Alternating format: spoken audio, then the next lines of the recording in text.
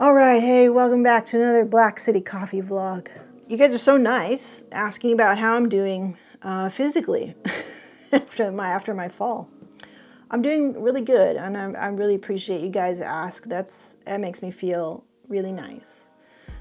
So I just finished my last X-ray literally 2 days ago, and now I'm waiting for my final sort of consult with neuro, and they're supposed to tell me, I don't know, like, are the screws all staying in place? That'll kind of be like my last interaction, I think, with the doctor that was like scheduled, like on the schedule or timeline for healing, which is amazing.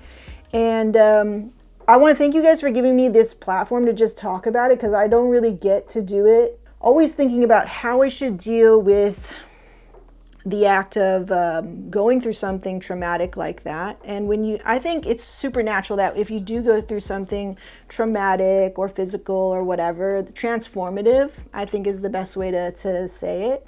When you go through something transformative like that, you need a way to process it. And my way of processing is typically through vlogs like this, because I can just talk pretty freely and I don't feel that I have to really limit anything, right? Which is really nice. And then the fact that there's even feedback is also very nice. And it's positive feedback for the most, all the time, 100% positive feedback. I actually got really emotional waiting for my X-ray. Like, Kevin couldn't come. He usually loves to come with me, take me, and just, make sure, even though I'm like totally cool to just go on my own. Anything that pops up with the fall and everything, we definitely just go right back to those memories of when it was really tough last year during this time. Very, very tough on everybody. So he likes to take me to the hospital and take me to any kind of checkup or whatever. He likes to hear every single detail. He listens, so much more when we're talking about the accident, of course, which is really nice. It's a nice change. We're at the hospital and they're telling him, now of all times, after like the COVID thing is basically kind of done, that he can't come in and wait with me, which is so weird, because throughout the whole pandemic, when we were going to the hospital in and out, he could come in and he could wait with me. Whatever. So my last visit, I'm sitting there by myself, and typically we can talk to each other actually and not talk about business. We'll actually just talk like a regular couple, which is rare. Like, you have to get us out of the house for us not to talk about business.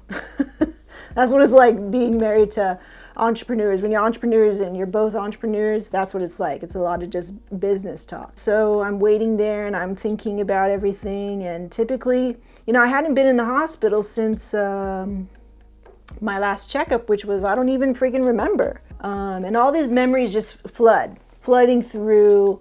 And finally, when I'm in the X-ray room, about to go into X-ray, because you have one waiting room, another waiting room, I get very kind of emotional. Like, I'm like, oh crap, I want to cry right now, but I don't want to cry because I feel a cry coming on, and this has been happening every couple of weeks. I would just start to get very emotional because I'm thinking about everything. It's still very, very fresh. I'm thinking about the people that took care of me, the last time I was at this location, the last time I was trying to stand up straight for X-ray, the last time turning, or when they had to do like this, that it hurt, or whatever. Like, all these little things, these little memories come fleshing through. And then I'm automatically, it's not all sad, it's like, a lot of it is like, I'm so happy that I'm here waiting for this X-ray. The last time, there were a couple times when I was in pain or whatever, but I'm not in pain today, so like, I was getting very emotional, and I was like, oh please, like, just freaking call my name, get this X-ray done. X-ray is really quick. They take a middle, it's T7 and C2 that they have to scan. And then they turn you to your side, 1, 2, like that. And then finally when I get out, and I was also remembering like all the times that my husband took me, was so attentive, really worked on his nurturing skills, which had been sort of like lacking up until this point. And just how hard he worked, I think, to really be caring, be nurturing, when I really, really needed it, you know. And I was getting really emotional about it because I was just like, oh my God, it's like is this maybe the last time, you know? So when I got out, obviously I started crying, walking to the car. But I'm also just grateful. I was like, I remember when walking a couple steps, I would get dizzy, because my body wasn't used to holding up my big ass head. So I was like, I was just like, just emotional, you know? And I never like shy away from it now. Like now, like whenever the cry thing comes, I'm just like, oh, just let it come. Like it's gonna run through me. I need to let it run through me. I accept it. I really don't try to fight it if I'm not like in a public place, and typically I'm always at home, so I can just let the emotions go, which I think is healthy for me in order to, which, you know, my goal is to just deal with this traumatic, transformative thing that happened to me, because I just don't want to be having this manifest in a way later on in my life where I didn't give myself a chance to deal with it, you know, process it, whatever it is. So I'm just like, okay, like, I don't know, this is how I'm processing it. So emotionally, that's how I'm doing. I'm crying randomly. I'm accepting it. I love it. I don't care. Physically, all right, so here's what's going on physically. So I've described it as a skin backpack because it feels like you have this extra layer, like a backpack, a very heavy backpack made of skin, because it's like attached to you, right? And it doesn't move very well. So skin is supposed to be really, you know, fluid, elastic, flexible, movable.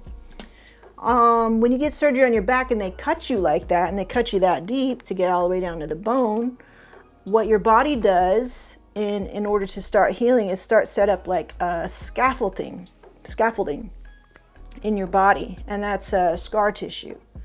And it holds that shit together. Holds it together so it can heal, right? The problem is when you heal that incision, and so you get new growth there, the scaffolding does not, you know, the body doesn't really have an efficient way of like taking down the scaffolding. So what you have to do is you have to manipulate it externally, meaning by like massage, stretching, moving again, using those muscles again, because they've all basically atrophied because you've been trying to stay put and heal and all that stuff. So my job over the last year in terms of rehabilitating my body has been, as I can, stretch, pull, push, twist. That's like last. I'm still working on the twisting. All the while, how that feels like when you're healing this type of injury, the scaffolding is like, like that, like hanging on for dear life, because your body's like, no, wait, you're not healed yet. You know, so the scaffolding is like, no, and it feels like that, like it's like hanging on to the rest of your body trying to stay up. And you're like, no, like I need to, you let go now. Let go now, because I need to heal now, right? So you're in this kind of battle with yourself, but this scaffolding, or your body is kind of still in like defense mode. You've been through something pretty traumatic, right? It's a defense mechanism is all. So you have to retrain your body to counter that. And yeah, so I've been doing that. It's stretching, it's weighted pulls, cable pull. I just got a rowing machine, which has been really great because I'm trying to figure out, I'm actually a very athletic person before. I used to do a lot of pretty heavy sports. But now, yeah, I'm pretty much not going to be able to do a lot of jerky, twisty stuff, which is a lot of sports. So I can still bike. I can swim. I haven't really done that yet. It's still cold. And I can row. So yeah, working on it. They told me year and a half. It's looking like a year and a half, maybe more, in terms of healing completely. I have a massage therapist come to the house every month, and she goes to town. So it's not like a relax, like Most of it is not relaxing when she's at the incision point. It feels prickly. It's not relaxing. But what she's trying to do is remove and manipulate the skin to get rid of that scar tissue so that I can have mobility again. Trying to get used to this new body, you know? But I'm so grateful. Got all my hands, got my brain, got my neck, got my toes, got my feet, got my legs, got my hips, got my heart, got my lungs. Generally very healthy. I'm lucky to be alive. I'm happy to be alive. I'm very lucky, happy, grateful. And now taking this step where I'm like, I feel I can have an even deeper relationship with you all here on YouTube. Now that I don't have this pretense of like trying to always act professional, which I carry on from our wedding job. I'm like, how much of me can I be? If that makes sense. So yeah, thanks for asking. That was very nice of you. You know, I'm going to give you a little talkie episode back. So, and it's for me too, you know, like honestly, I'm taking that as therapy. I'm doing this as therapy. Thank you for reminding me to do it. You know, thank you for asking, because then maybe I would have put it off and not have made this video on my own. Anyway, we'll see you in the next one. More coffee and more roasting, more fun. See you.